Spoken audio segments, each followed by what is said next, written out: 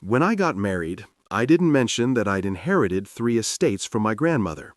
And thank God I kept quiet, because just a week later, my wife's mother showed up with a notary.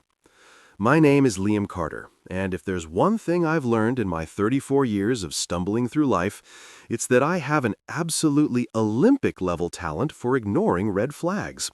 Seriously, I could spot a software bug from 3 code reviews away, but put a warning sign the size of a billboard in my personal life, and I'll just wave at it like we're old friends and keep on walking. It's a gift, really, though not the kind anyone asks for on their birthday. When I married Sophia Jones on that picture-perfect Saturday afternoon in June, I genuinely thought the universe had finally decided to cut me some slack. You know that feeling when you've been playing life on hard mode for so long that you forget easy mode even exists? Yeah, that was me. The wedding was small, intimate, the kind of thing you see in indie movies where everyone's wearing linen and nobody's drunk uncle gives a speech about his ex-wife. We had this gorgeous lakeview venue with fairy lights strung up like somebody had lassoed the stars and brought them down just for us. The sunset was doing that golden hour thing that makes even the most basic iPhone photos look like they belong in National Geographic. And honestly, for about 4 hours, I felt like the luckiest bastard on the planet. My best man, Ben, God bless him, cried harder than my bride did during the vows. I'm talking full-on ugly crying, the kind where you can't tell if someone's experiencing profound joy or having a legitimate medical emergency. He kept dabbing at his face with this tiny cocktail napkin that was absolutely not equipped for the waterworks he was producing. And at one point, I genuinely considered calling a paramedic because I thought he might dehydrate. Sophia looked beautiful in her dress. This elegant off-white thing that probably cost more than my first car, but looked worth every penny. Her hair was done up in some complicated situation that had taken 3 hours and involved more bobby pins than I knew existed in the world. When she walked down that makeshift aisle, everyone gasped like they were supposed to. And I thought, yeah, okay, this is it. This is the good part of life everyone keeps talking about. Everyone clapped at all the right moments. People threw biodegradable rose petals because apparently regular rose petals are now considered environmentally irresponsible, which is news to me, but whatever makes everyone feel better about their carbon footprint. Strangers and friends alike kept coming up to us during the reception, glasses of champagne in hand, telling us we were the perfect couple and asking when we'd start popping out perfect babies to complete the perfect picture. Sophia ate it up like she'd been starving for this kind of validation her whole life. And honestly, I almost believed it myself. Almost. There's always that little voice in the back of your head, though, isn't there? That tiny, skeptical narrator who sounds suspiciously like your grandmother telling you not to count your chickens before they hatch. Or in this case, not to count your happily ever after before the honeymoon phase wears off. But here's the thing nobody knew, the detail I'd been sitting on like it was a live grenade with a faulty pin. While Sophia was busy tossing her bouquet to a crowd of increasingly desperate single women who looked like they were about to start throwing elbows, I was busy guarding a secret that would have changed everything.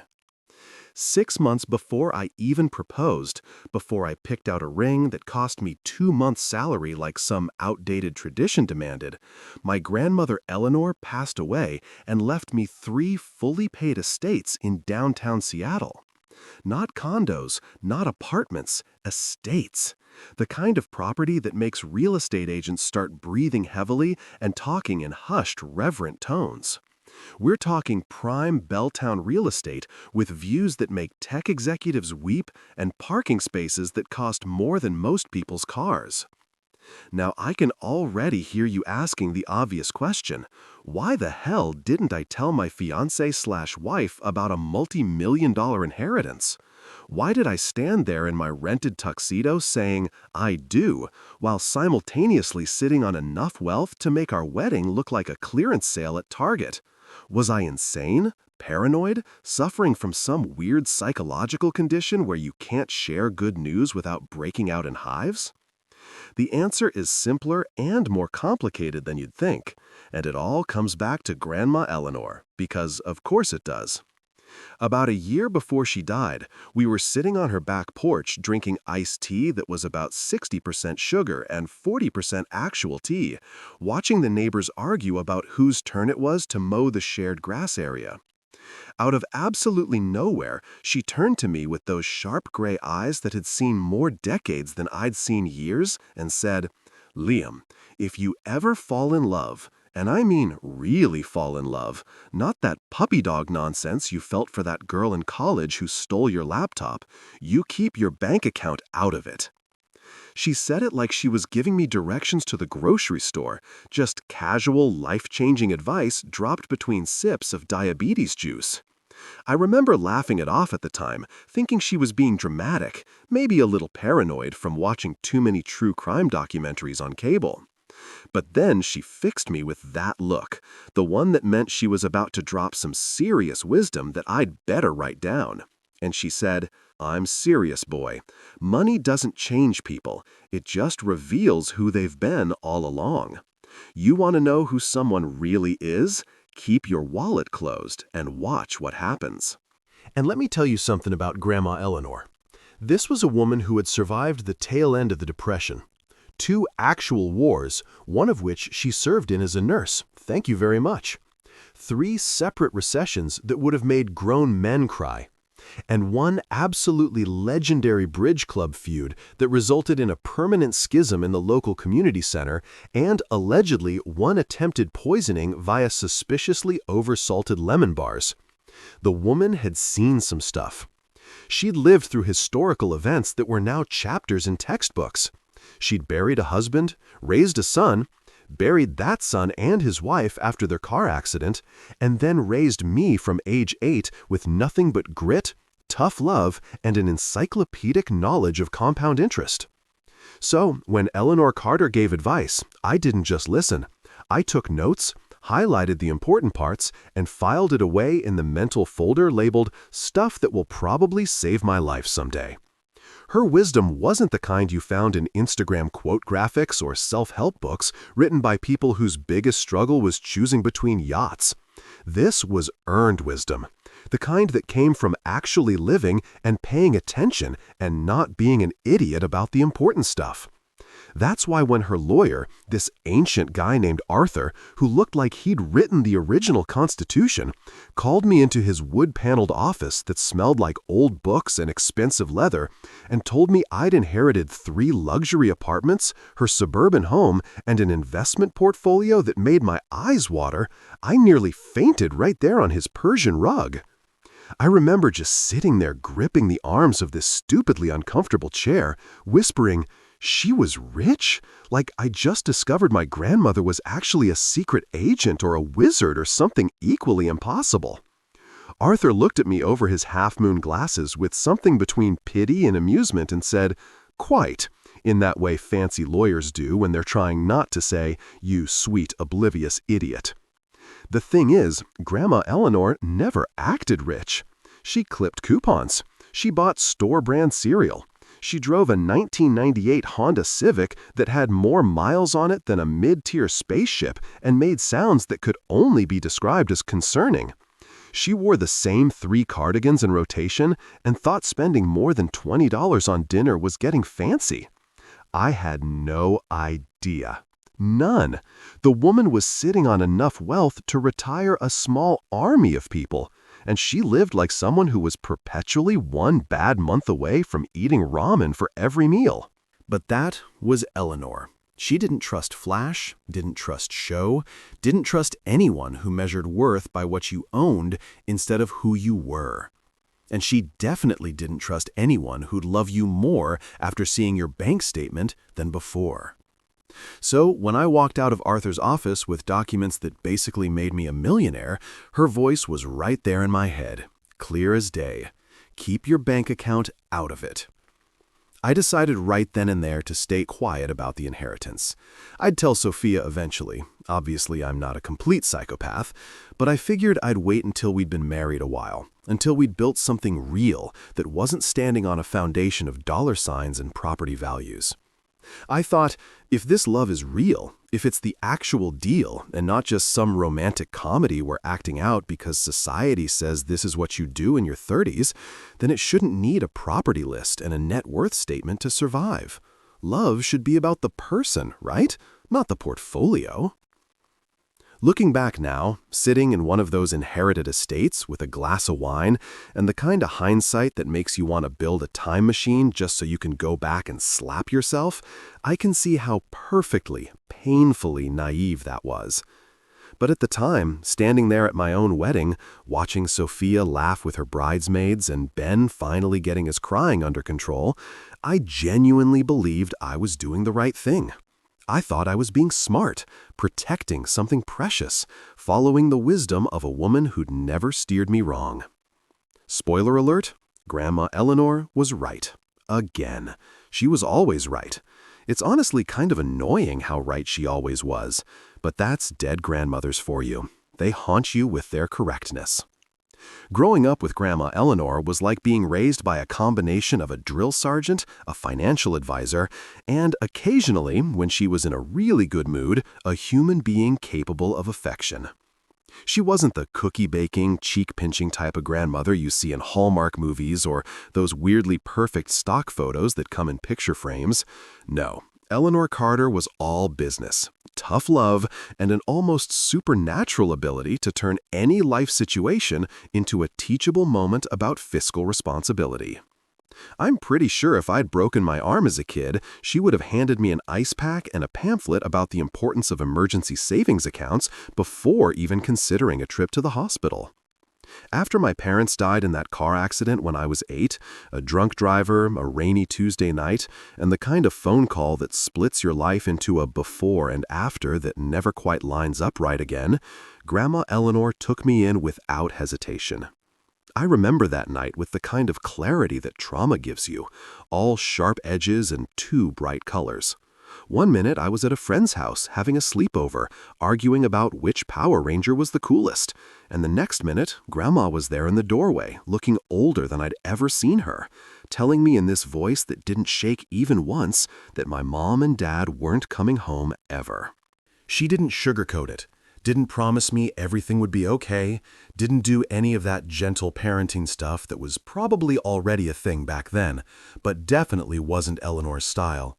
She just said, "You're going to live with me now, Liam, and we're going to get through this because that's what Carters do. We get through things." And we did get through it, though get through it in Eleanor's world meant a pretty strict regimen of emotional compartmentalization and what I now recognize as possibly the most intense financial education any kid has ever received outside of a child prodigy convention. While other kids were learning their multiplication tables, I was learning the difference between a Roth IRA and a traditional IRA. While my friends were getting allowances for doing chores, I was getting lectures about the importance of compound interest and why saving 20% of any money I received was non-negotiable, young man, unless you want to end up eating cat food in your retirement. I was 12. I wasn't even thinking about retirement. I was thinking about whether Jessica Martinez in my homeroom knew I existed and if I'd ever be cool enough to sit at the good lunch table. But Grandma Eleanor had her 3 commandments, her holy trinity of life rules that she repeated so often I could recite them in my sleep. Probably did recite them in my sleep, if we're being honest. They were posted on the refrigerator on a piece of yellow legal paper in her precise, no-nonsense handwriting that looked like it could cut glass. Rule number 1, never lend money to someone who says, "I'll pay you back next Friday." According to Eleanor, next Friday was a mystical time period that existed in the same realm as someday, eventually, and when I get my life together. It never actually arrived.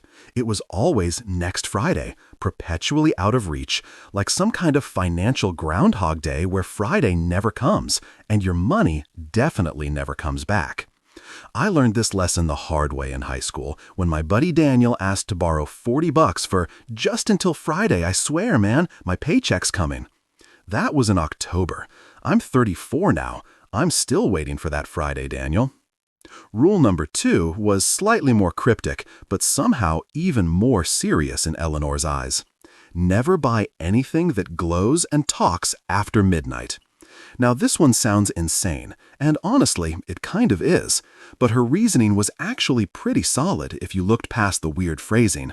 She meant don't make impulse purchases when you're tired, drunk, emotional, or otherwise compromised in your decision-making abilities. The glows and talks part was her way of describing late-night infomercial products, shopping network garbage, or anything marketed by someone who was way too enthusiastic about a vegetable slicer or a blanket with sleeves. She told me once about this time in the 70s when she'd had 3 glasses of wine, which for Eleanor was basically a bender, and bought some kind of exercise machine off the TV that promised to give her the body of a 20-year-old in just 20 minutes a day. The thing arrived 6 weeks later, took 4 hours to assemble, looked like a medieval torture device, and she used it exactly twice before it became a very expensive clothing rack. She never forgave herself for that purchase, literally never. She brought it up at least once a month as an example of financial irresponsibility and the dangers of mixing alcohol with consumer access to credit cards. But rule number 3? Oh man, rule number 3 was the big one. The commandment that sat at the top of the pyramid. The one she'd get this intense look about when she said it. Never, ever tell people how much money you have, especially someone who calls you babe. She'd emphasize that last part with this knowing look, like she'd seen some stuff in her time that would make a soap opera look tame. And knowing Eleanor's history, she probably had. The woman had been widowed at 52 when my grandfather died, and apparently in the years after, she'd had her share of gentlemen callers who were very interested in her company and possibly even more interested in the fact that she owned her house outright and had what she called a comfortable nest egg. She told me about this one guy, Robert, who she dated for about 3 months. Real smooth talker. Always dressed nice, said all the right things, called her babe and sweetness and other terms of endearment that should have been red flags, but somehow weren't at first. Then one day he started asking questions about her finances, real casual, like just slipping them into conversation like he was asking about the weather. So babe, you own this place outright? No mortgage, that's impressive. Hey sweetness, what bank do you use? I'm thinking of switching. It escalated until he finally suggested she might want to add him to her bank accounts for convenience since they were getting so serious. That's when Eleanor, being Eleanor, told him to get the hell out of her house and never come back. Except she probably used more colorful language than that, because Grandma could swear like a sailor when properly motivated. The point was, she'd learned the hard way that money changes how people see you. Or maybe it just reveals how they've been seeing you all along. Like those magic eye pictures from the 90s, where you had to stare at it just right to see the hidden image. And once people knew you had money, really had it, not just getting by comfortably money, but could retire tomorrow and buy a boat money, they started treating you differently. They started calculating. They started seeing you as a resource instead of a person, an opportunity instead of a relationship, a potential solution to all their financial problems instead of just your regular old self. So, when Arthur, the ancient lawyer, I swear this guy had probably handled legal affairs for Abraham Lincoln, called me into his office about 6 months before I proposed to Sophia, I thought it was going to be some standard estate business, maybe signing some papers about Grandma's house or dealing with her final affairs. She'd passed away 3 weeks earlier, quiet and quick from a heart attack in her sleep, which honestly was exactly how she would have wanted to go. No fuss, no prolonged illness, no chance for anyone to see her vulnerable. Just here one day, gone the next, probably arguing with St. Peter about the entry fees to heaven being fiscally irresponsible. Arthur's office looked like it hadn't been redecorated since roughly the Civil War. Everything was dark wood and leather with law books lining the walls that probably hadn't been opened since people still wrote with quill pens. He had me sit in this chair that was clearly designed to be uncomfortable on purpose, probably to keep clients from staying too long and running up billable hours. Then he opened this thick folder with Eleanor's name on it and started reading in that dry legal voice that makes everything sound like a terms and conditions agreement nobody actually reads.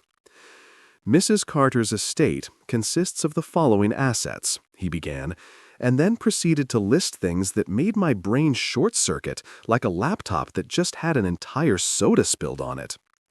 3 luxury apartments in downtown Seattle, currently rented out and generating something called substantial monthly income. Her house in the suburbs where I'd grown up, fully paid off, probably worth $500,000 easy in the current market. And then there was the investment portfolio. Stocks, bonds, mutual funds, retirement accounts. Apparently, while I was growing up thinking we were solidly middle class and clipping coupons was just what responsible people did, Grandma had been quietly building a financial empire that would make a hedge fund manager nod with respect. The total estimated value, Arthur said, looking at me over those ridiculous half-moon glasses that only lawyers and stereotypical librarians wear, is approximately $4.2 million, give or take, depending on market fluctuations. I just sat there. I don't remember breathing. I might have actually stopped breathing. My vision got kind of tunnely, and I thought I might pass out right there on his antique rug that probably cost more than my car. She was rich, I finally managed to whisper, and even to my own ears I sounded like a child who just found out Santa Claus is real after being told he wasn't. Arthur almost smiled, this tiny crack in his professional facade. Quite, he said, like he was confirming that yes, water is indeed wet and the sky is in fact blue. The thing that got me, the thing that still gets me when I think about it now, is that Grandma Eleanor never acted like someone with money. She lived in that same modest house for 40 years. She drove that embarrassing Honda until it literally couldn't be driven anymore. She bought store-brand everything, got excited about senior discount days at the grocery store, and once lectured me for 20 minutes about leaving lights on in empty rooms because electricity isn't free, Liam, and neither is the planet we're destroying with our wasteful habits. The woman was sitting on over $4 million, and she was reusing Ziploc bags. But I got it eventually. She wasn't being cheap. She was being smart. She was being invisible. She learned that lesson about money and people the hard way, probably multiple times. And she decided that living below your means wasn't just financially responsible, it was protective. It kept the Robert types away. It kept people honest. It meant that anyone who loved her for who she was, not what she had. And right there, sitting in Arthur's office, I decided to honor that lesson. I'd keep quiet about the inheritance. Not forever, but long enough to know that when I told Sophia, it wouldn't change anything, because we'd have already built something real. Sophia Jones was, on paper and in practice, pretty much everything you'd want in a partner if you were making a checklist like some kind of romantic psychopath. She was beautiful in that effortless way that made other women ask what her skincare routine was and made guys walk into lampposts because they weren't paying attention to where they were going. She had this laugh that could stop traffic, literally. I once saw a guy in a BMW nearly rear-end a taxi because he was too busy turning around to see where that sound was coming from. She was smart, funny in a self-deprecating way that didn't feel forced, and she had this energy about her that made even grocery shopping feel like an adventure. We'd met at a tech conference, of all places, bonded over our mutual hatred of networking events and overpriced conference coffee. And somehow, 6 months later, I was thinking about engagement rings and looking up the current market rate for diamonds like I was researching a stock investment. But then I met her family, and suddenly a lot of things started making way more sense. Like when you're watching a movie and the plot twist happens and you realize all those weird little details from earlier were actually foreshadowing. Victoria and Richard Jones were, to put it diplomatically, a lot. To put it less diplomatically, they were the kind of people who make you understand why some species eat their young. Richard Jones owned a car dealership, Jones Premium Autos, because of course it was called that, and he had clearly missed the memo that owning a car dealership in the suburbs doesn't actually make you royalty.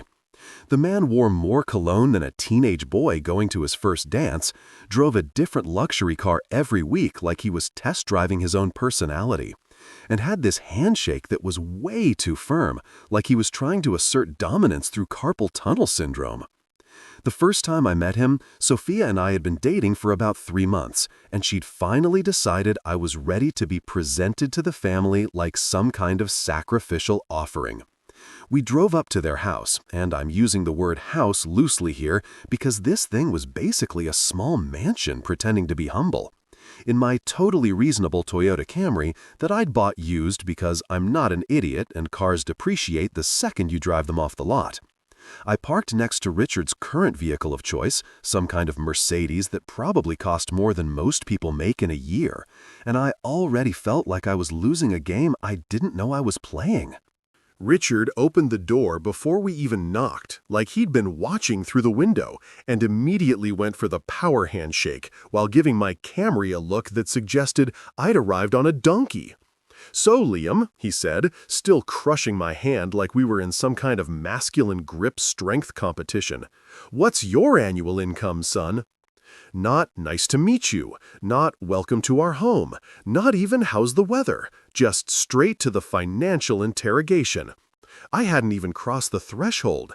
My foot was literally still on the welcome mat that probably cost more than my monthly rent. Sophia made this embarrassed squeaking noise and said, "Dad, oh my God." But Richard just laughed this booming laugh like he'd made a hilarious joke instead of committing a social faux pas that would make Emily Post rise from her grave to file a complaint. Victoria Jones appeared from somewhere deeper in the house, and I swear she materialized like a ghost in a Victorian novel, all flowing fabrics and the kind of perfume that arrives 5 minutes before she does and lingers for an hour after she leaves. She was dripping in pearls, and I mean dripping, like someone had told her pearls were going out of style tomorrow and she needed to wear her entire collection at once. She looked me up and down with the kind of assessment usually reserved for livestock auctions or job interviews at companies that definitely have HR violations waiting to happen. And then she smiled, this smile that didn't quite reach her eyes, and said, "Oh, you rent. That's—" And then she paused for what felt like 17 years before finishing with, "Adorable, adorable." She called my living situation adorable, like I was a puppy who'd made a mess on the carpet but was too cute to stay mad at. I wanted to point out that renting was actually a financially sound decision in a volatile real estate market and gave me flexibility and liquidity that home ownership didn't. But Sophia was giving me this pleading look that said, "Please don't engage. I have to live with these people's opinions for the rest of my life." So I just smiled and said something bland about how we were keeping our options open. Dinner was like being interrogated by the world's most passive-aggressive police department, except instead of good cop, bad cop, it was rich cop, richer cop. Every single topic, and I mean every single one, somehow circled back to money, like we were all stuck in some kind of financial gravitational pull. Victoria asked what I did for work, and when I said software engineer, Richard immediately wanted to know if I worked for one of the big tech companies. And when I said no, I worked for a mid-sized firm that did boring but stable corporate contracts, I could literally see the disappointment settle over the table like fog. Victoria asked where I grew up, and when I mentioned the suburbs, she wanted to know if my parents still lived there. And when I said they'd passed away when I was young, there was this brief moment of what might have been sympathy before she asked, "And did they leave you the house?" Like my orphan status was primarily interesting from a real estate inheritance perspective. Then there was Jason. Oh, Jason. Sophia's younger brother, 27 years old, and living proof that some people can coast through life on their parents' money and the vague promise of potential. He slouched into the dining room about 20 minutes late, wearing a designer hoodie that probably cost more than my entire wardrobe, gave everyone a lazy wave, and immediately started talking about his business ideas in that way that made it very clear he'd never actually executed a single one. Throughout dinner, while Victoria and Richard were busy grilling me about my financial prospects like I was applying for a loan, Jason kept interjecting with thoughts about cryptocurrency and how he was this close to launching a startup that would disrupt the industry, though he never specified which industry or what exactly he was disrupting, or, any actual details that would suggest this was a real thing and not just something he said to justify living in his parents' basement and treating their credit cards like a public utility. The thing about entrepreneurship, Jason said at one point, gesturing with his fork in a way that made me concerned for everyone's safety, is that it's about mindset. You have to think like a CEO even before you have a company. I nodded along because what else do you do in that situation? But internally, I was thinking that maybe step one of thinking like a CEO would be moving out of your parents' house and paying for your own phone bill. But what do I know? I'm just a guy with a regular job in a rental apartment that's apparently adorable. The Jones family motto, if they'd been honest enough to print it on a crest and hang it over their fireplace, would have been something like, if it doesn't sparkle, it doesn't matter.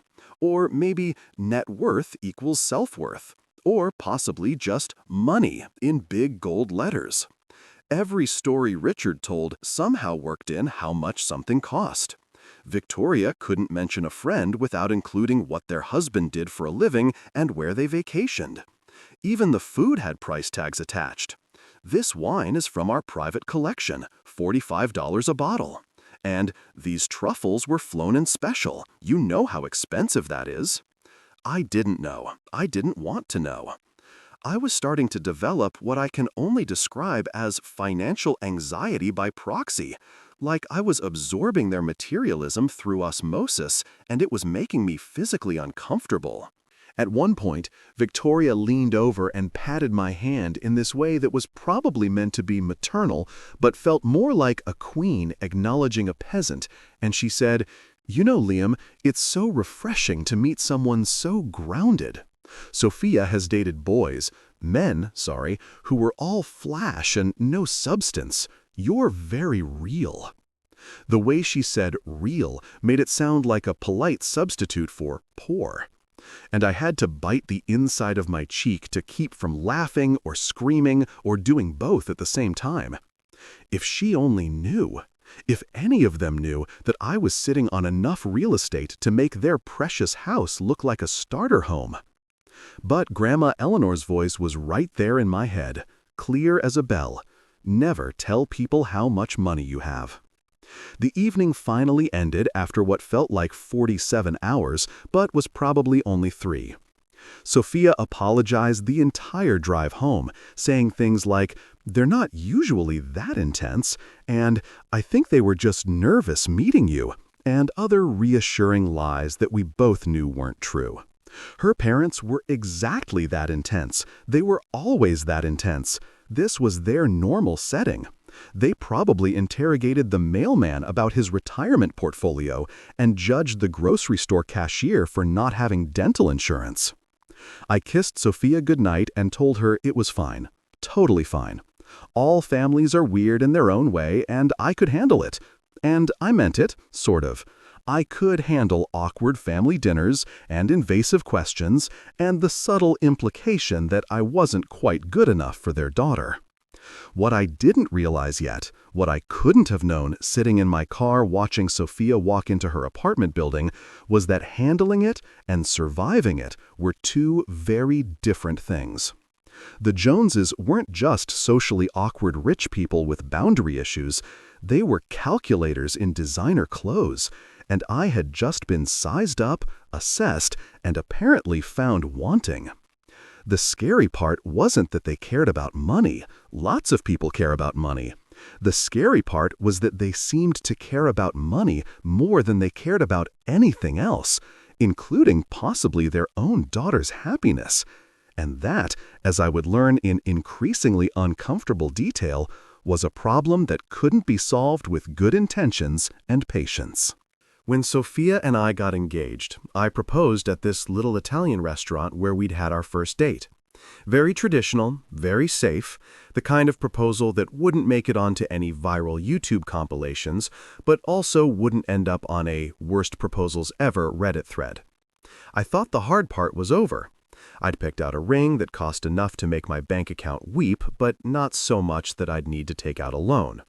I'd done the whole down-on-one-knee thing without falling over or dropping the ring down a sewer grate or any of the other catastrophic scenarios I'd anxiety spiraled about for weeks. Sophia said yes. People at nearby tables applauded like they'd been waiting for this moment their entire lives. The waiter brought us complimentary champagne that was probably just their house wine with bubbles but tasted like victory. Everything was perfect, or at least as perfect as real life gets, which is to say, slightly imperfect, but in manageable ways.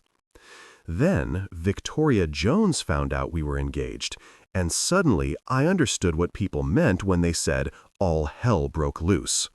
I swear to God, the woman must have had some kind of engagement alert system installed, because Sophia barely had time to post the obligatory ring photo on Instagram before her mother was calling with what she described as ideas, but what were actually detailed military-style plans for a wedding that would have made royal families say, maybe tone it down a bit. Victoria had apparently been planning her daughter's wedding since Sophia was approximately 5 years old, which is either really sweet or deeply concerning depending on how you look at it. And she had binders, multiple binders, color-coded binders, binders that probably had binders. I wanted a quiet ceremony with close friends and family, the kind of wedding where you actually remember people's names and can have real conversations, instead of just doing a receiving line for 4 hours while your face hurts from fake smiling at your third cousin twice removed. Sophia, to her credit, seemed to want something similar. She'd always been more low-key than her family, which was probably a survival mechanism developed over years of living with people who thought understated was a dirty word. But Victoria had other plans, big plans, elaborate plans, plans that required a production budget that could have funded a small independent film. "I'm thinking we do it at the country club," Victoria announced during what was supposed to be a casual brunch to discuss options, but was actually a presentation she'd probably rehearsed in the mirror. She had a slideshow, an actual slideshow on her iPad, with photos of previous weddings held at their country club, which apparently had a special events coordinator and a wedding package that started at a price that made me choke on my overpriced Eggs Benedict. "We can easily accommodate 300 guests, and the grounds are perfect for photos. I'm seeing white roses, lots of white roses, maybe some orchids flown in from—" "300 people?" I interrupted, probably more forcefully than I should have. "I don't even know 300 people. I'm not sure I've met 300 people in my entire life, if we're not counting like cashiers and people on the subway." Victoria waved this away like I'd made a joke. "Oh, Liam, don't be silly. Between our family, friends, business associates, my book club, Richard's golf buddies, the people from our church, our neighbors, it adds up quickly. You'd be surprised." "I'm already surprised," I muttered.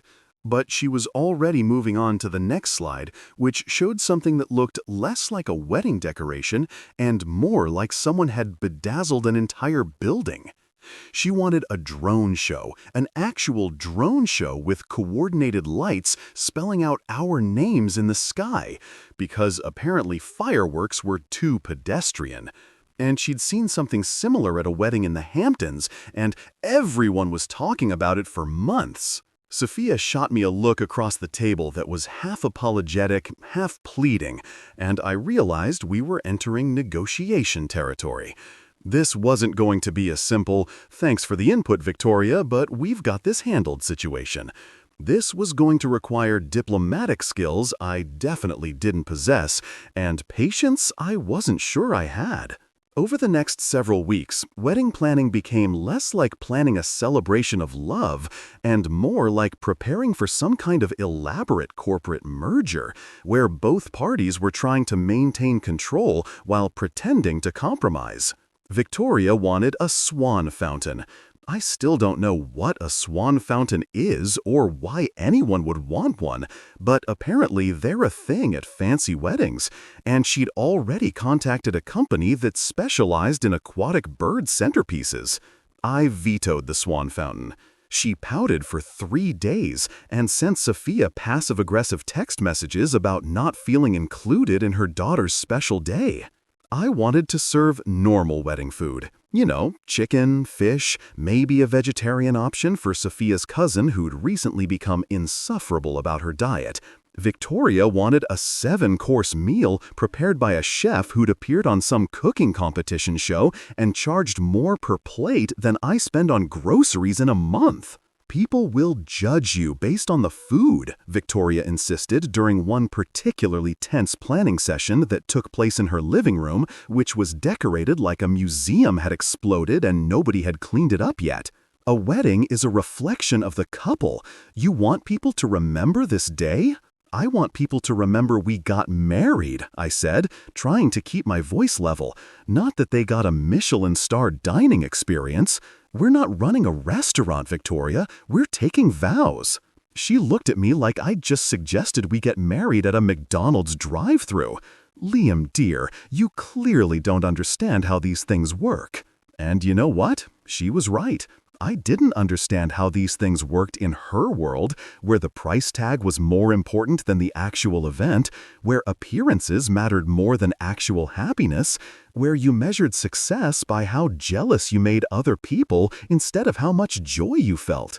But I was learning. Oh boy, was I learning. The violin player from Italy was victorious hill to die on. Apparently, she'd somehow gotten into her head that having an internationally recognized violinist performed during the ceremony would be sophisticated and memorable and worth the absolutely insane amount of money she was quoting.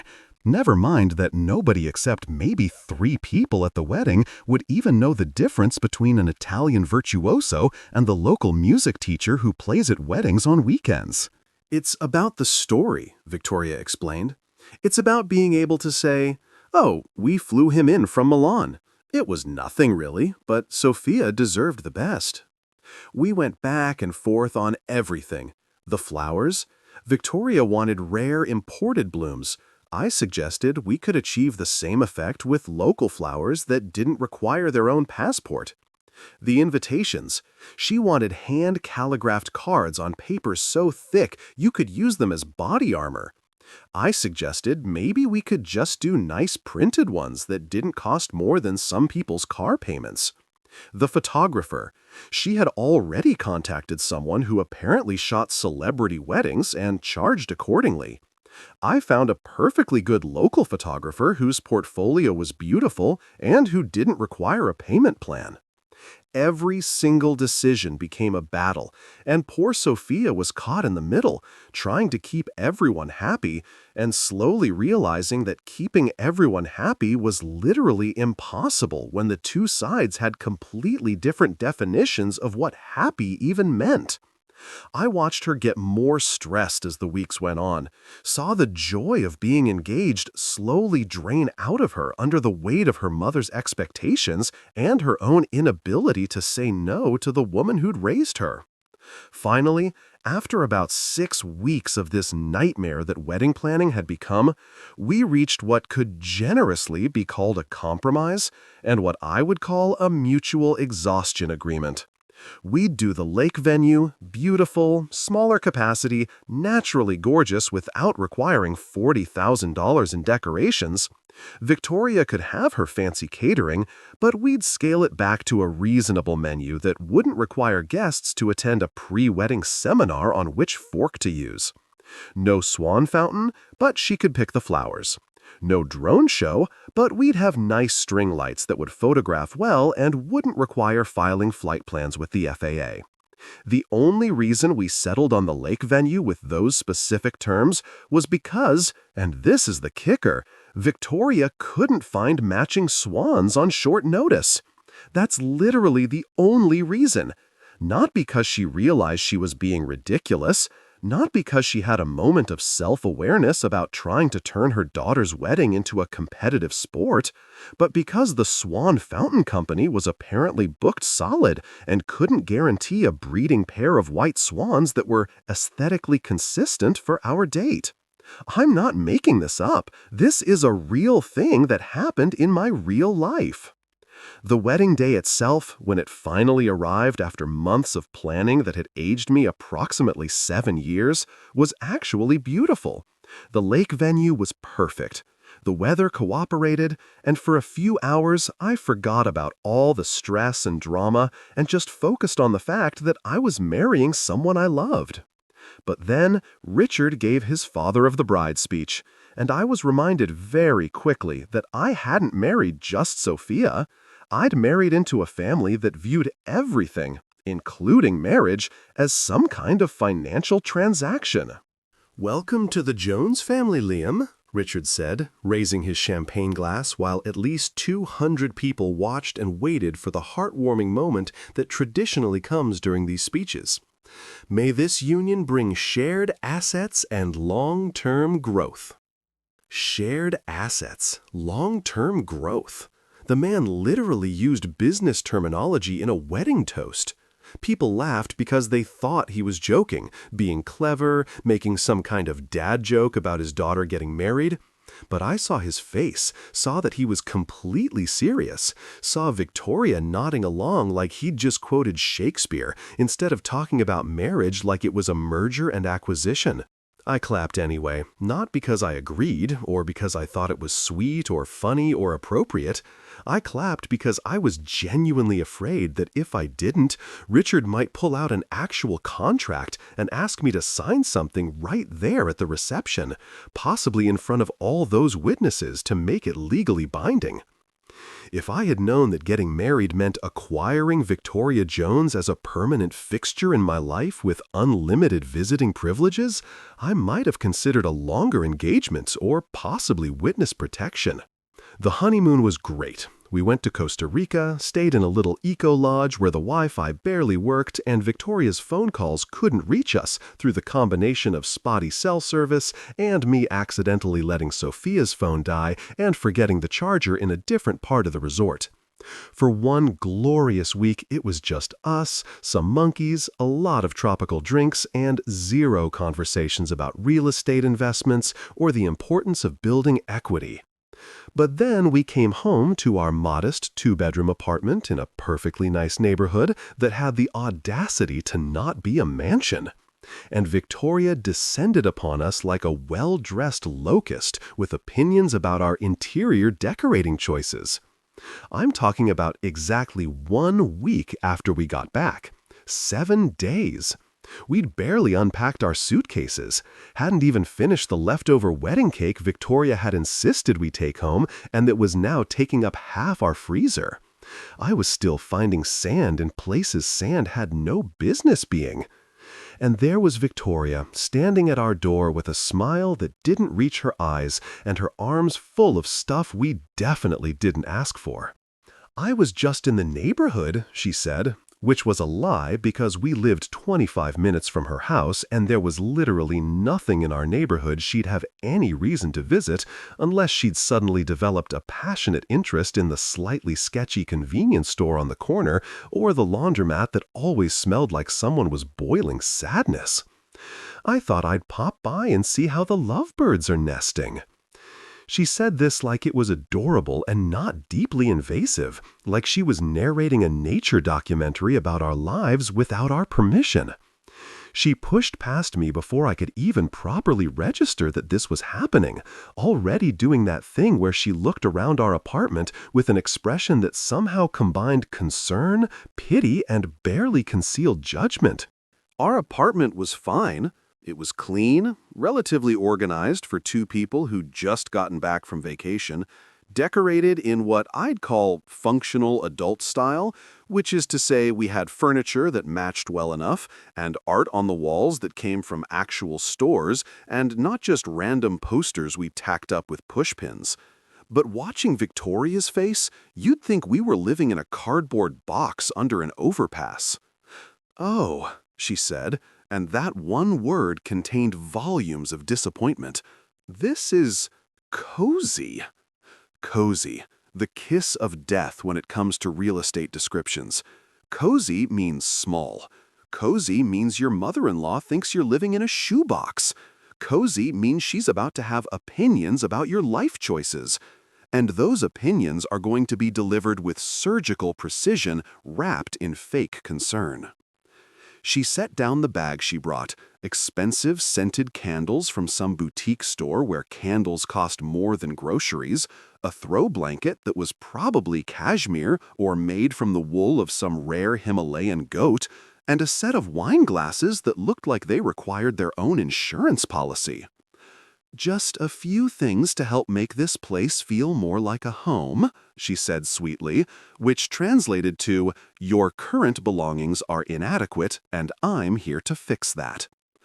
Sophia came out of the bedroom, saw her mother standing in our living room, and I watched this complex series of emotions cross her face: surprise, resignation, slight panic, and what I'm pretty sure was the look of someone who just realized this was going to be her life now.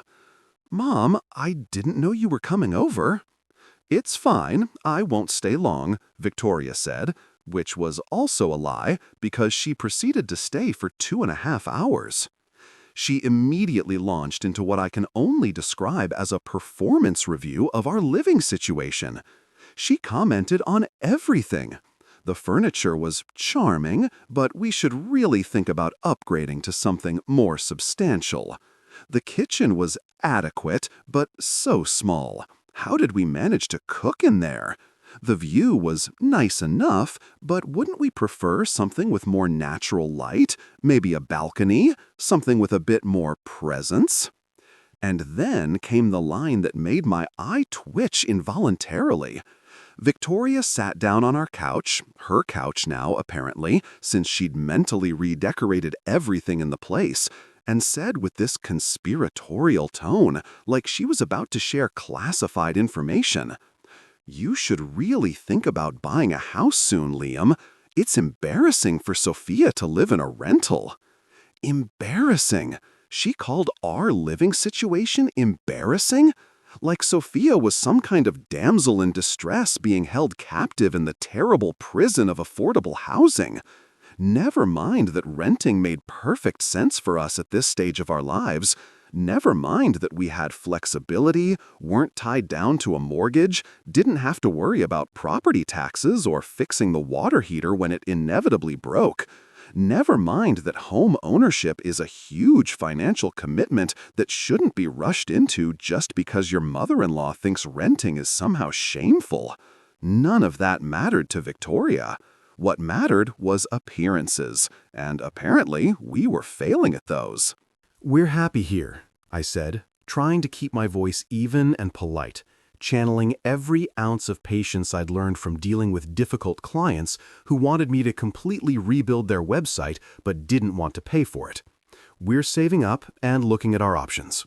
Victoria made this little humming noise that was somehow both dismissive and condescending. "Of course, dear. I'm sure you're doing your best." Doing my best, like I was a child who tried really hard on a math test but still failed. "It's just that Sophia is used to a certain standard of living.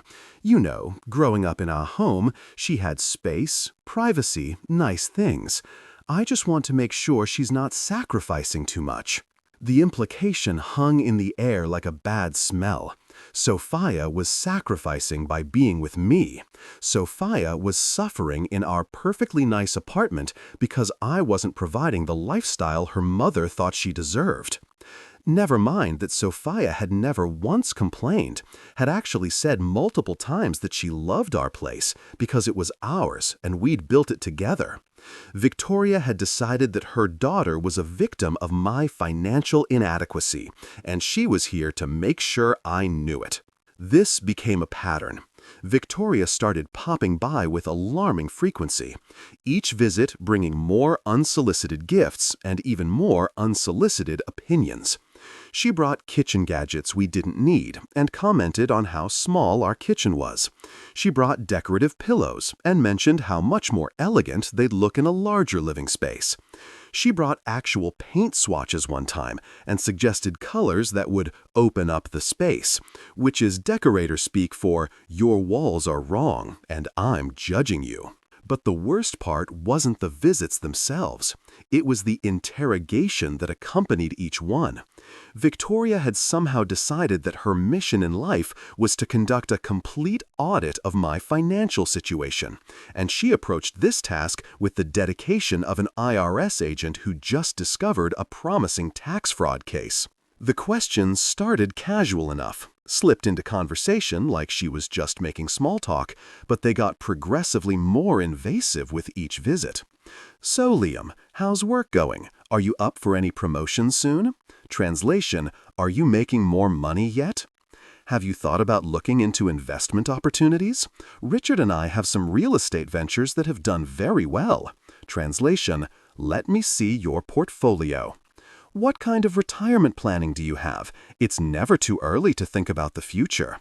Translation, "Show me your 401k statement."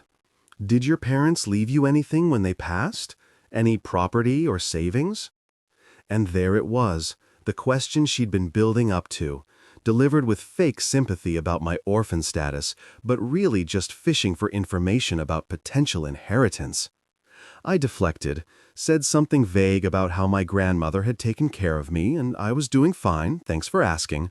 But I could see the wheels turning in Victoria's head, calculating, assessing, trying to figure out if I had hidden assets she didn't know about.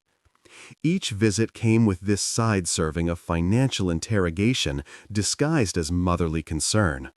She'd bring Sophia a fancy coffee from that overpriced place downtown and then casually ask about our savings account. She'd compliment my shirt and then mention how Richard's tailor could probably help me build a more professional wardrobe if money was tight, which, for the record, it wasn't. I just preferred not to spend $300 on a button-up shirt when I could get a perfectly good one for $30. She'd admire our car, well, my car, since Sophia drove a newer model that her parents had bought her for her birthday, because of course they had, and then launch into a speech about the importance of reliable transportation and had we thought about upgrading to something more suitable for a married couple. Maybe something that said successful professional instead of college student who got lucky. I started to dread the sound of our doorbell.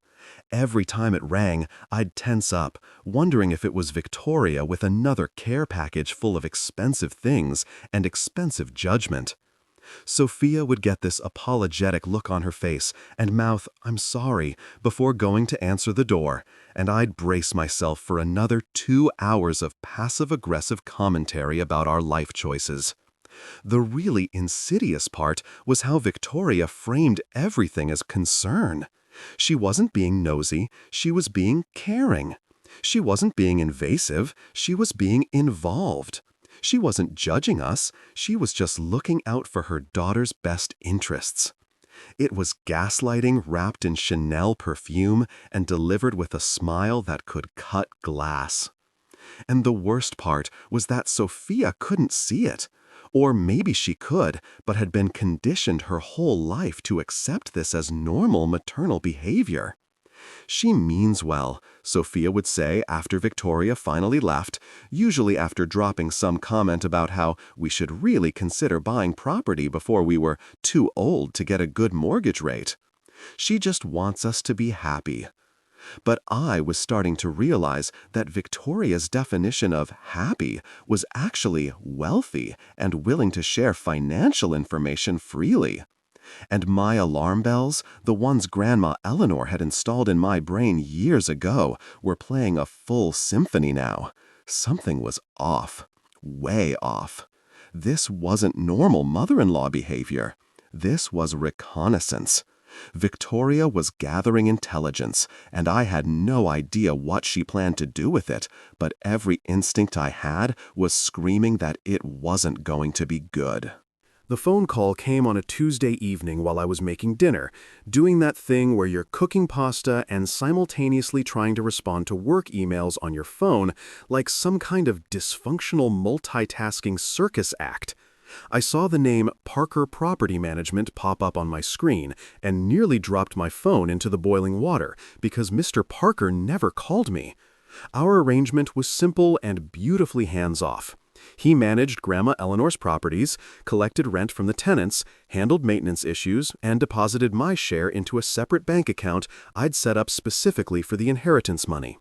Once a quarter, he'd send a detailed report via email, and that was it.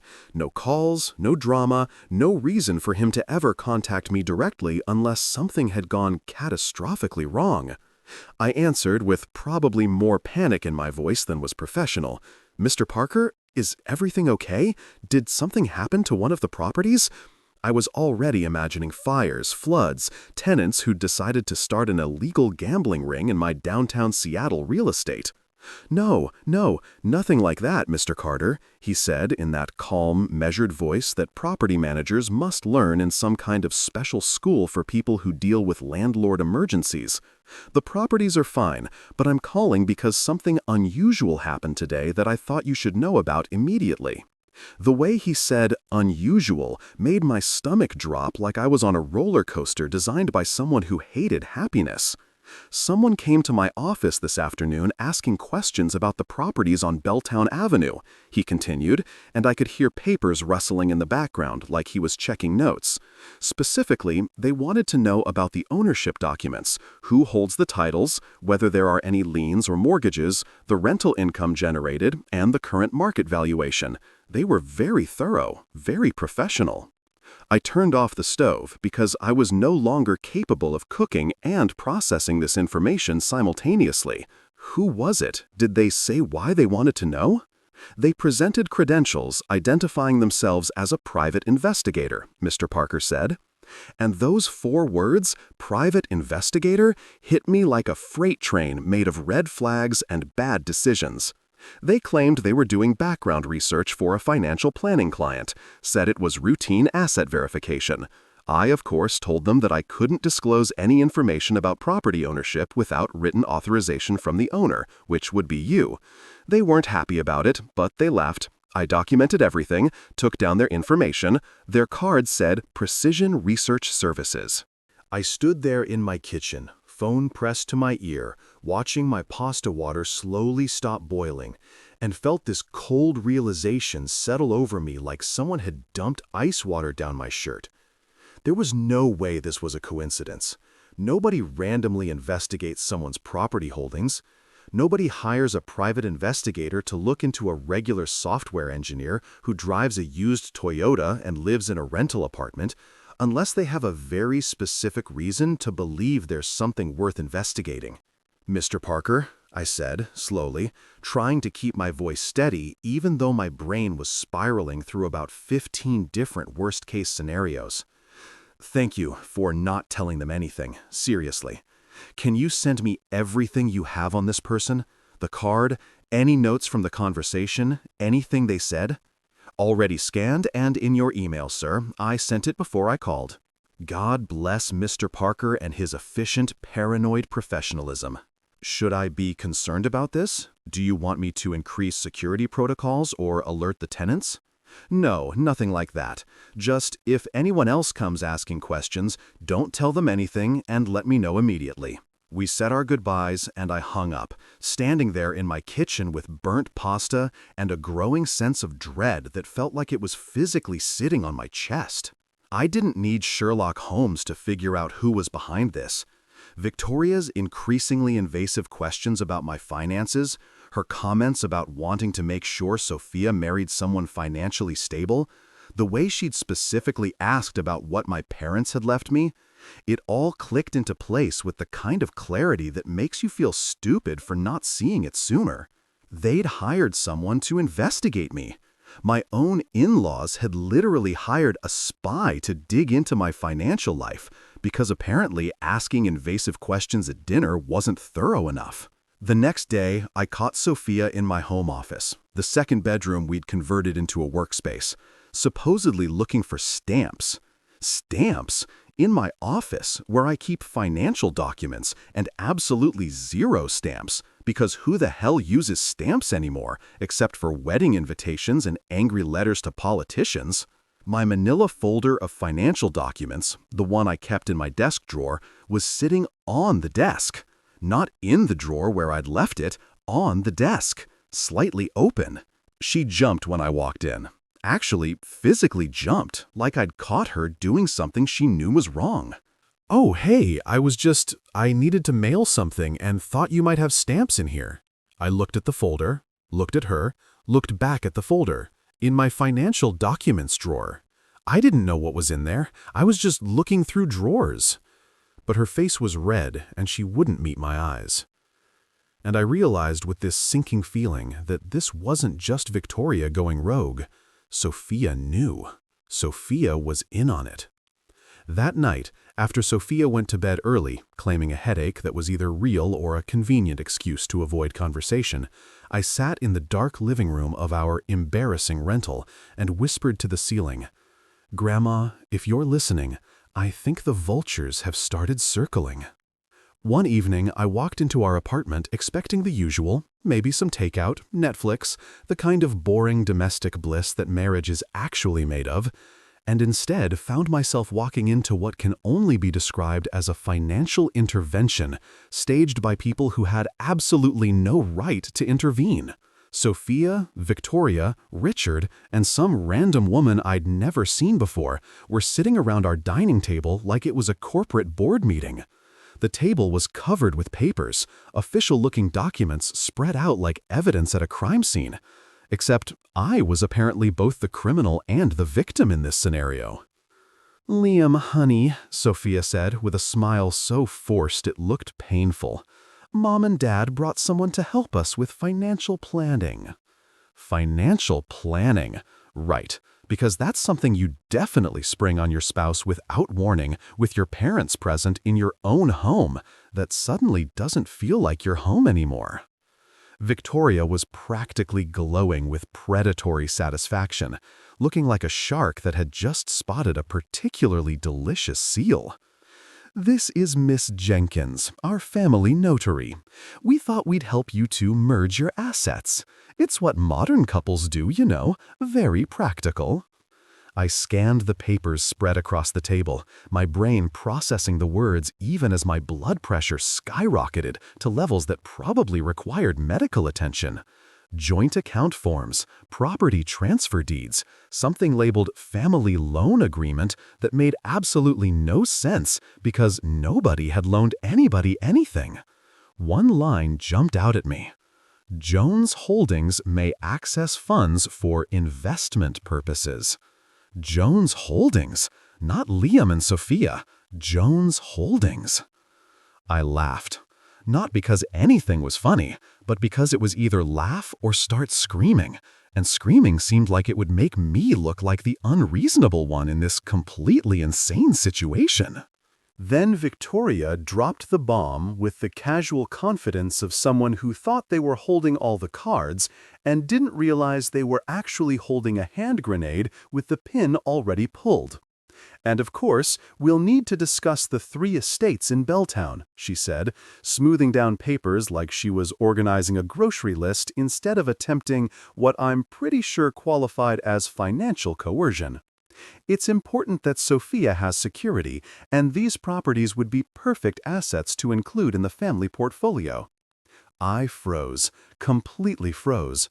Every muscle in my body just stopped working, like someone had hit the pause button on my entire existence. "The 3 estates," she said, "the 3 estates. The ones I'd never mentioned to anyone except Mr. Parker and my lawyer. The inheritance I'd kept quiet about specifically to avoid this exact situation. This exact nightmare scenario that was apparently happening in my living room on a random Thursday evening." I looked at Sophia, desperately hoping to see surprise or confusion on her face, some indication that she was just as blindsided by this information as she should have been. But she was staring at her lap like it contained the secrets of the universe, picking at her nail polish with the kind of focused intensity people use when they're trying very hard not to make eye contact. She knew. She'd known. Probably for a while now. And she hadn't said a word. "How do you know about that?" I asked, and I was genuinely impressed that my voice came out calm and measured instead of the primal scream that was happening internally. Richard leaned back in his chair with this smug expression that made me want to throw something heavy at his face. "We had you investigated, son. Just standard due diligence. Making sure our daughter married someone who was financially stable and not hiding any debts or problems. Nothing personal, just good business sense." "You mean you hired a spy?" I said flatly. "That's one way to say welcome to the family. Real warm, really builds trust." Before Richard could respond with what was probably going to be another business metaphor that completely missed the point of human relationships, I pulled out my phone and texted my lawyer, "Miss Lauren Bennett. Emergency. Bring Eleanor's will. Now. Address attached." While Victoria and Richard started discussing how I could gift one of the estates to Sophia as security for the marriage and a gesture of good faith, like I was some kind of medieval lord negotiating a dowry, Lauren arrived at my apartment like divine justice, wearing a tailored suit and carrying a briefcase that probably cost more than their notary's monthly salary. Lauren Bennett walked into my apartment 27 minutes after I sent that text, which meant she'd probably broken several traffic laws getting here, and I'd never been more grateful for a lawyer with a lead foot and a sense of dramatic timing. She took one look at the scene, the papers spread across my dining table, Victoria and Richard sitting there like they owned the place, Miss Jenkins, the notary, looking increasingly uncomfortable, and Sophia still studying her nail polish like it was about to be on the final exam. And I watched this expression cross her face that was equal parts professional disgust and barely contained rage. "Ah, financial coercion," Lauren said brightly, setting her briefcase down with a decisive thunk that made everyone jump. "My favorite dinner topic, right up there with tax fraud and elder abuse." Richard jumped to his feet like someone had electrocuted his chair, puffing up his chest in that way men do when they're about to say something they think is authoritative but is actually just loud. "Now, wait just a minute. This is a private family discussion, and I don't know who you think you are barging in here." "Lauren Bennett, estate attorney," she interrupted smoothly, pulling out a business card and handing it to him with a smile that could freeze vodka. "And this stopped being a family discussion the moment you brought a notary and started drafting property transfer documents without the property owner's knowledge or consent. That's called fraud. Well, attempted fraud. You haven't actually succeeded yet, which is the only reason I'm not on the phone with the police right now." Victoria's face went through several shades of red before settling on something that matched her lipstick. "We're trying to help these young people organize their finances properly. Sophia is our daughter, and we have every right to be concerned about her financial security." "Concerned is calling and offering advice," Lauren said, opening her briefcase and pulling out a thick folder that I recognized as Grandma Eleanor's will and estate documents. "This is predatory. There's a difference, though I understand the line might be blurry when you're standing on the wrong side of it." She laid out Grandma Eleanor's will on the table, right on top of their ridiculous family loan agreement, and I watched Victoria's eyes skim the pages with increasing panic. Lauren had highlighted the relevant sections, probably in the car on the way over, because she was that kind of extra prepared that I absolutely loved in this moment. And she tapped one paragraph with her perfectly manicured nail. "Mrs. Carter's will explicitly states that the inherited properties are protected assets held in an irrevocable trust with Mr. Liam Carter as the sole beneficiary. They cannot be claimed as marital assets under Washington state law, cannot be transferred without Mr. Carter's explicit written consent executed in the presence of an independent legal counsel. That's me. Hi. And any attempt to coerce, manipulate, or fraudulently obtain these assets constitutes grounds for legal action." She looked up at Victoria and Richard with a smile that was all teeth and no warmth. Any questions? I can use smaller words if needed. Miss Jenkins, the notary, who'd been sitting there looking like she desperately wished she'd called in sick today, started gathering her papers with shaking hands. I think there's been a misunderstanding. I was told this was a consensual asset organization meeting. If there's any question of coercion, I can't be involved in this. I have a license to protect. Smart woman, Lauren said. You should leave now. Then Lauren turned to Victoria, and her voice dropped about 10 degrees. Also, hiring a private investigator to research someone's financial assets under false pretenses, that's a violation of privacy laws in Washington state. The investigator claimed to be doing routine financial verification, but what you actually did was conduct surveillance on a private citizen to gather information for the purpose of financial exploitation. That's illegal, like call the Bar Association illegal. Victoria went pale, the kind of pale that happens when you realize you've miscalculated badly and the consequences are about to be expensive. Sophia started crying, these quiet tears that might have moved me a week ago, but now just made me feel tired and sad and incredibly stupid for not seeing this coming from miles away. I finally spoke, my voice coming out quieter than I expected, but steady. Sophia, if your parents wanted a son-in-law they could control, they should have just adopted one. Would have been cheaper and less morally questionable. Richard, desperately trying to regain some ground, barked out, "She's entitled to half of everything. We'll see you in divorce court, and Washington is a community property state." Lauren actually laughed, this delighted sound like Richard had just told the best joke she'd heard all year. Oh, that's adorable. You think you understand marital property law? Let me educate you. In Washington state, property acquired before marriage remains separate property. Mr. Carter inherited these estates 6 months before the wedding. Community property applies to assets acquired during the marriage. They've been married for, she checked her watch like she was timing a race, 8 days. 8 days! You know what Sophia is entitled to? Half the groceries they bought this week, and maybe some wedding gifts if Liam is feeling generous. That's it. That's the whole list. Richard's face went from red to purple, a color I didn't know human skin could achieve outside of medical emergencies. "This isn't over. We'll fight this." "With what?" Lauren asked, packing up her briefcase with the efficient movements of someone who just won and knew it. "You hired an investigator illegally, attempted to coerce property transfer through deception, and brought a notary to witness what amounts to financial abuse. I have documentation of all of it. Please, try to fight this. I would love the billable hours." The room went silent, except for Sophia's crying and the sound of my heart pounding so loud I was surprised nobody else could hear it.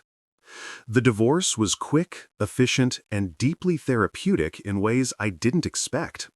Sophia didn't contest anything, probably because her lawyer, a guy named Robert, who looked like he'd rather be literally anywhere else, took one look at Lauren's documentation and told the Joneses in very diplomatic terms that they had absolutely no case, and pursuing this further would be like setting money on fire, except less entertaining and more publicly humiliating.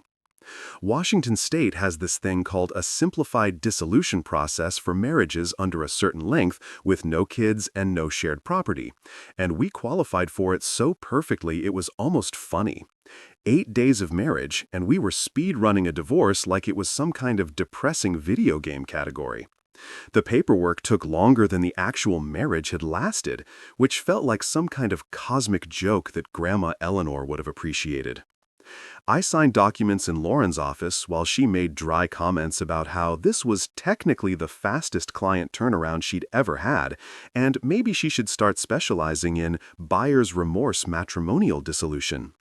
Sophia signed her copies at her parents' house, probably surrounded by Victoria and Richard trying to figure out how their foolproof plan had imploded so spectacularly. I didn't attend that signing. Didn't want to, didn't need the closure or the confrontation or whatever people think you're supposed to get from face-to-face meetings with people who tried to financially manipulate you.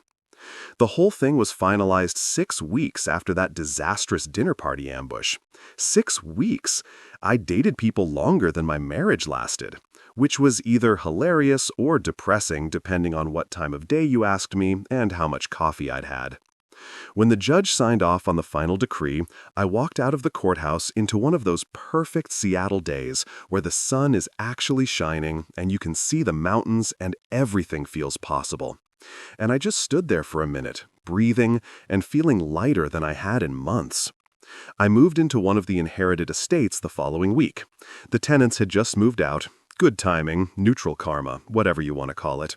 And suddenly, I was living in this absolutely gorgeous apartment in downtown Belltown with floor-to-ceiling windows, actual granite countertops, and a view of the Seattle skyline that looked like someone had photoshopped it for a real estate magazine. Every morning, I'd wake up, make coffee in a kitchen that was bigger than my old apartment's entire living room, and open those curtains to that ridiculous view, and I'd whisper, "Nice try, Victoria." It became my morning ritual, my tiny act of petty satisfaction that probably wasn't emotionally healthy, but felt absolutely necessary for my mental well-being.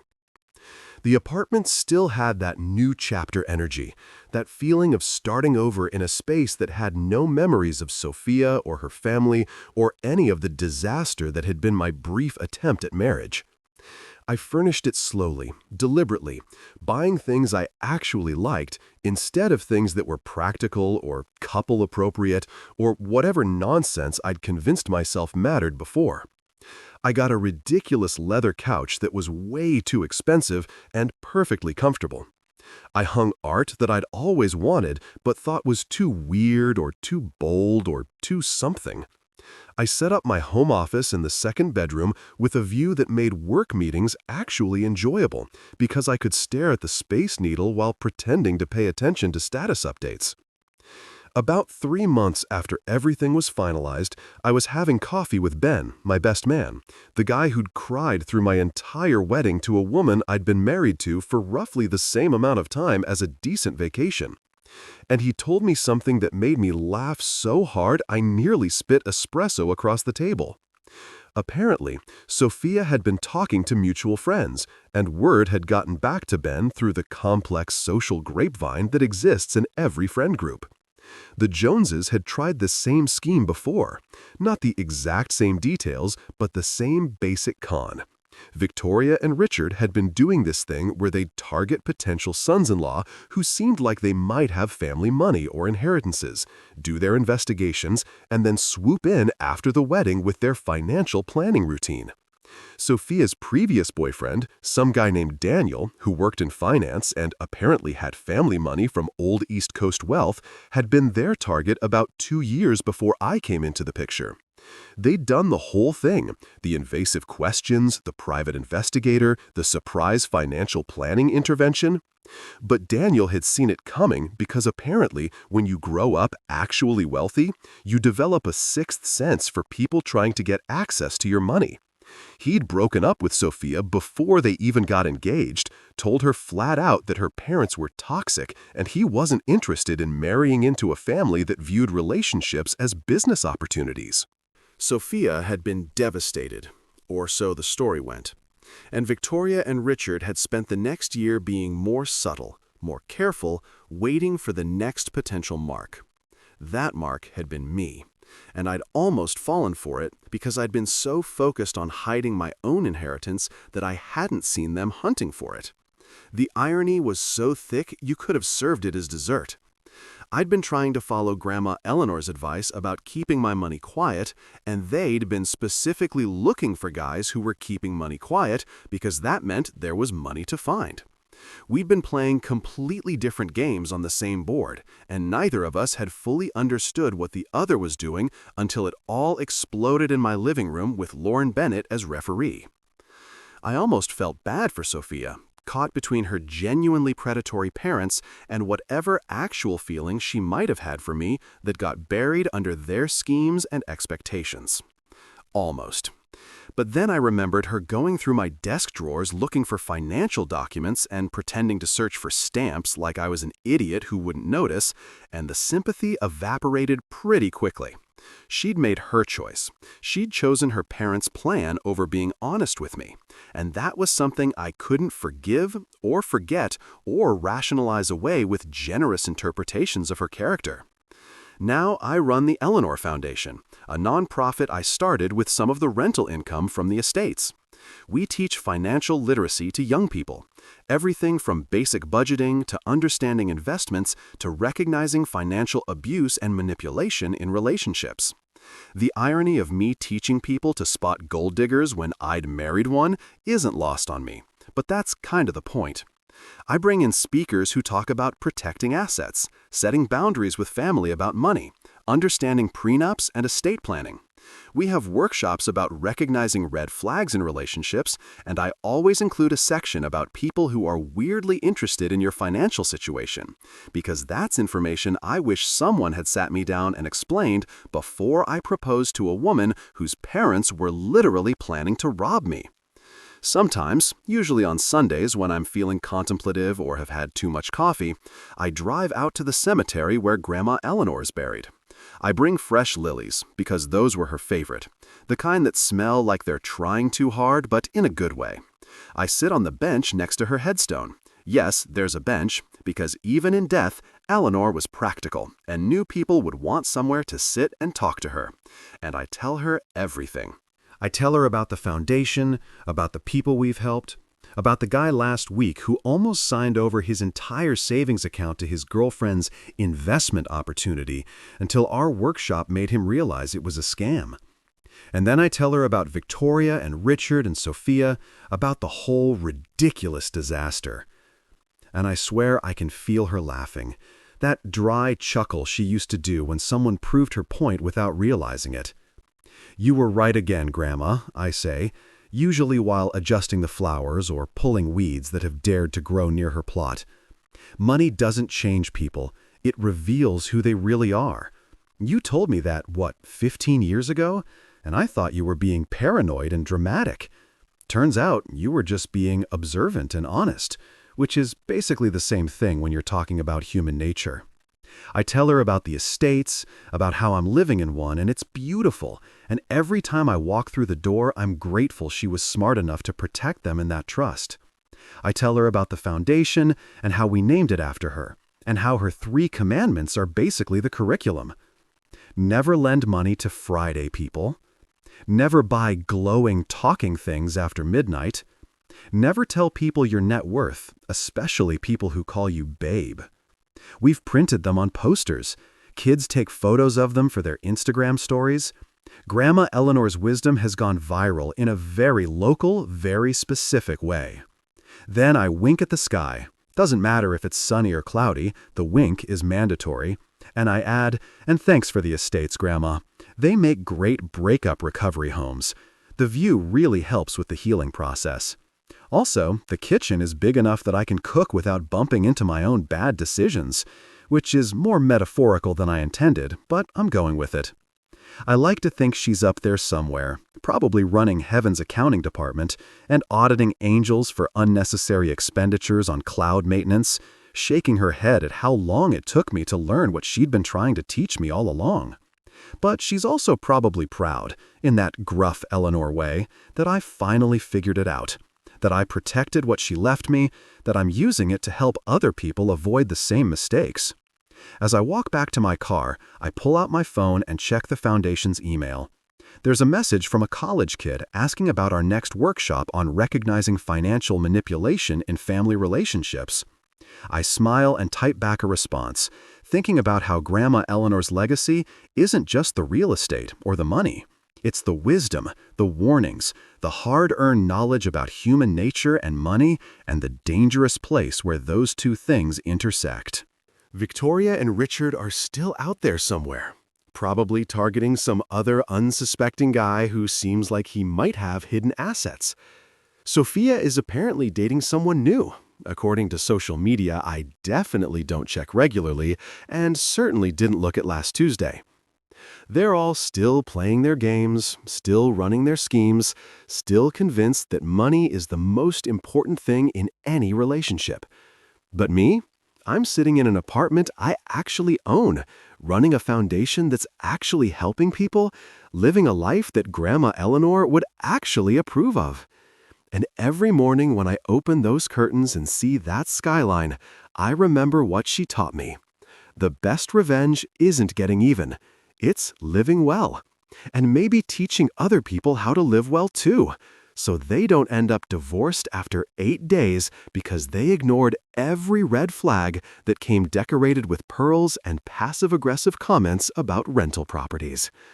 Thanks, Grandma, for everything, but especially for being right, especially when I didn't want to hear it.